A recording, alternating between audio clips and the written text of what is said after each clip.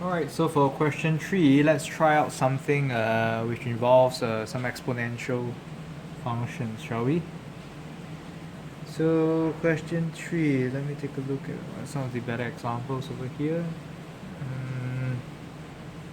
Okay, let's try this one. We're going to try integration of x e to the power of 1 over 3x dx. So if you recall the keyword L-I-A.T.E, right?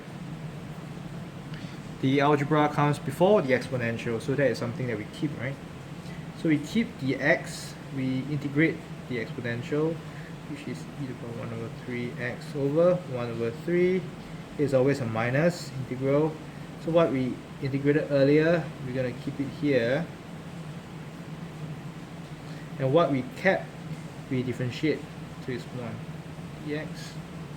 Let me just tidy everything up. It will work out to be something like that, I think. Integration of 3e 1 over 3x dx and 3x e to the power 1 over 3x minus 3 e to the power 1 over 3x over 1 over 3 plus c 3x e to the power of 1 over 3x minus 9 e to the power of 1 over 3x plus c. Now for me, this is good enough already, this answer over here.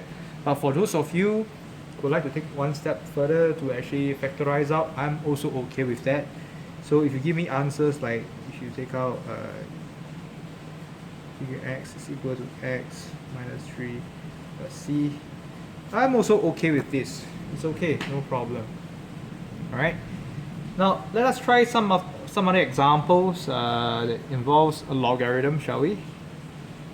Let me see. Oh, okay, this one is a good one. Okay, integration of ln 2x plus 1 dx. Okay. Now, Claire, if you're paying attention, we just did this a couple of weeks back. This is something really interesting. Okay. Later on, I'll show you why. For those of you who have not done a question like this before. Now, if you take a look at this, you realize, hey, I have no formulas that tells me how am I going to integrate ln, right? So you examine this closely, you realize I can actually include something to force it to have algebra, right? You can force it to have maybe x to the power of 0 ln 2x plus 1 dx. Because x to the power of 0 basically just means 1, right? It's constant, it's not changing anything at all. But x is like algebra now. So instead of integrating my ln, I get to keep my ln because remember, based on L-I-A.T.E, right? L-I-A.T.E, ln is the first one to keep, highest priority in fact. Okay, so let's do just that right now. So right now I can get to keep my ln 2x plus 1 and I integrate my so-called x to the power of 0, or rather integrating 1. Integrating 1 means I get x, right? X is always a minus. Integrating what my previously what I integrated, I just copy it down here and I differentiate ln. Now differentiation of ln, no problem at all, right? So it's 1 over 2x plus 1 2 dx. Let me just tidy everything up. Minus sine 2x over 2x plus 1 dx. Now Claire, this is the portion you were so intrigued during lesson a couple of weeks back. Now you're asking me, should I use substitution for this? But there's nothing to substitute, there's nothing I can do on this, right?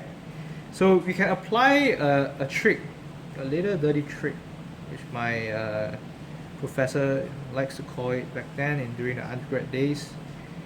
Now you can see the denominator is 2x plus 1, right? The numerator is 2x.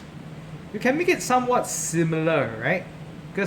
But the main thing is you cannot change anything at all because you change the answer, you alter the answer. That's not what you want. So what we can do is we add a 1 here, we minus a 1 back. So what's the whole point of this? The whole point of this is to separate this into two different fractions to work on it. So with this in mind, basically I will have integration of 2 over x plus 1 over 2x plus 1, right? So basically it becomes 1 minus 1 over 2x plus 1 dx, right? So this is pretty interesting when it comes to this stage here, because I can basically, let me just rewrite this into something similar. Minus, if I integrate 1, basically x, then 1 plus, 1 times, minus times, so minus is basically plus. So it's plus integration of 1 over 2x plus 1 dx. So here we can use substitution. You can force the numerator to be the differentiated content of the denominator, right? Now, what do I mean? Because I know if I were to differentiate the denominator, I have 2, right? So I need to force the numerator to be a 2. So what I can do is I introduce constant outside, so I do not change anything at all. And then ultimately I can get the answer straight away. Minus x plus half ln 2x plus 1. Remember the plus as constants outside. There you go. So Claire, I hope you remember this question. Alright, it's one that's really interesting. Alright, let's see what other questions we are able to do. Yeah, okay, maybe we do one more involving logarithm, shall we? So question 5. Question 5 is maybe this question here, okay? Integrating of x to the power of 4 ln x. This should be simpler. Up front, you know, here's algebra, right? So ln is the first priority that you want to keep, so it's always ln x. Okay, if I were to integrate x to the power of 4, this is x to the power of 5 over 5 minus what I previously integrated. I copy it down here, then I differentiate the ln x. Okay, so it's 1 over x dx. This one becomes 4, this is gone. So it's equal to x to the power of 5 ln x over 5 minus away, okay, this is a constant, so it's actually 1 over 5. I take out 1 over 5. I'm integrating x to the power of 4 dx, so it's equal to x to the power of 5 ln x over 5 minus 1 over 5 x to the power of 5 over 5 plus constants. So x to the power of 5 ln x over 5 minus x to the power of 5 over 25 plus c. Now, I'm happy with this answer, but for those of you who would like to factorize out for me, I'm fine to that as well. So if you were to do that, it will be something, say, like that, I suppose. I'm okay with this, either one. For my preference, I prefer this one. Alright, so we are done with this, and so far we don't have any examples involving inverse trigo, right? So maybe let's do one that involves inverse trigonometry, shall we? So question 6. Say we have something like integrating of x tangent inverse x dx. So remember the keyword L.I.A.T.E. So now inverse trigo comes before your algebra, right? So that's what we want to keep. So we keep the inverse trigo, which is inverse tangent x. Then we differentiate the x. We integrate the x, sorry. So we have x squared over 2. Here's always a minus integration of. So what I integrated, I'm just going to copy it down here. And then I'm going to differentiate the tangent inverse x. Now, if you refer to your formula sheet, you'll basically have, if I were to differentiate tangent inverse x, I will have 1 over 1 minus, 1 plus, sorry, x squared dx. I think that's what you will have. So let me just tidy up everything. X squared tangent inverse x over 2 minus away, if we're going to take out the constants, it's basically going to be x squared over 1 plus x squared dx. Aha! Take a look at this. It's something very similar to what we did earlier on, right? We can apply the trick one more time. So that is what I intend to do. Alright, for this one over here, so I'm going to add 1 and I'm going to deduct 1, right? So don't forget my integral sign, sorry. 1 plus x squared dx, right?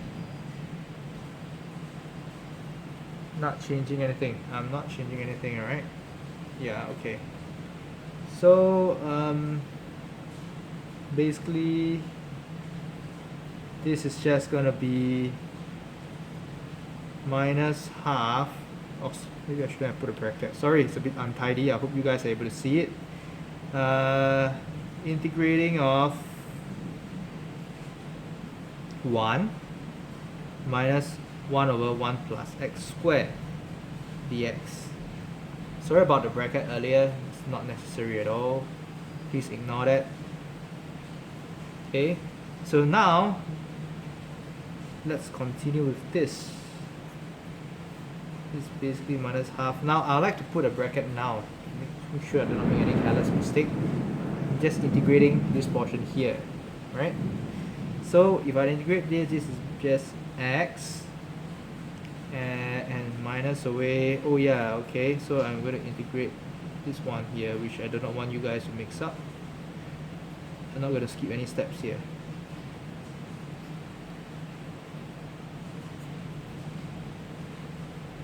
Now, for those of you who have guessed integration of 1 over 1 plus x squared, basically would be tangent inverse x again, if you recall, because that's what we got, right? When we differentiate tangent inverse x, we get 1 over 1 plus x squared. So integrating, you will get back tangent inverse. So basically it's minus tangent inverse x, right? Plus a c, a constant. So please tidy everything up. Minus half x plus half tangent inverse x plus c. So this is fine. For those of you who like to take out a common factor, that is also fine. 1 over 2. So we will have something like tangent inverse x minus x plus tangent inverse x. That's it. Now we've come to the end of this session. I hope you guys find this tutorial useful. Please do not hesitate to put up in the comments if you have any queries on the examples that we have gone through so far. And for those of you who are taking my class, or my students, please let me know immediately if you have problems in our next session together. Alright, thank you so much.